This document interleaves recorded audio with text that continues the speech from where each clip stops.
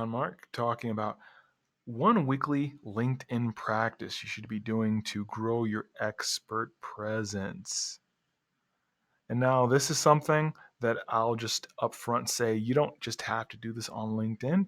You can do this in a great way via email. I've seen the same outreach work fantastic via email. In fact, I'm working with a startup now, one of these shady side dealings. We're like, hey, can you do this thing for us? And we're seeing great results. We're getting this company placed in a lot of high profile publications and journals. So here's what I have here at the top. You can establish your expert presence using one weekly activity on LinkedIn each week. Let's explore the benefits of being perceived as an expert, plus how exactly to do this weekly activity. All right. So let's talk about it. First, why should you care if you're an expert? Here's the thing. Network science pretty much shows that if you can be perceived as the man or the woman in your industry, the rewards are greatly disproportionate. So, in a book called The Formula, if I can find it while scrolling, I believe the Universal Laws for Success, there we are, by my man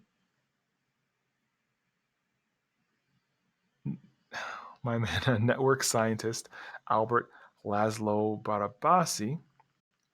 He shows that, just as an example, if you take a professional golfer and what they typically earn, they're earning $100,000 per year.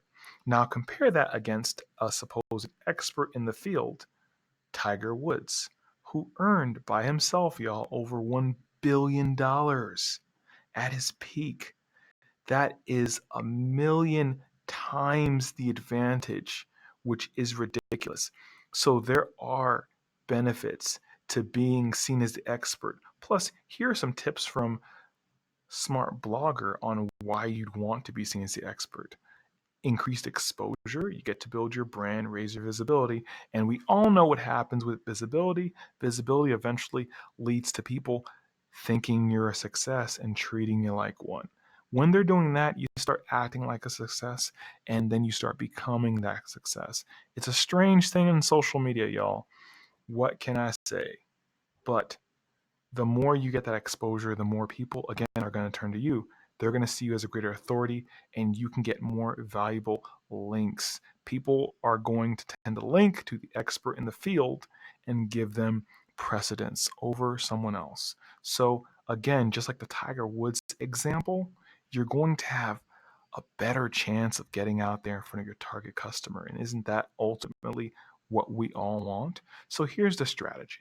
And I took this from a very simple Midwest dude who happened to get in New York Times, Inc. magazine, I believe Wall Street Journal. It's crazy. Here's what he does. He goes across an interesting story in his field, and he just writes the writer of the story and says, hey, I really like what you did here.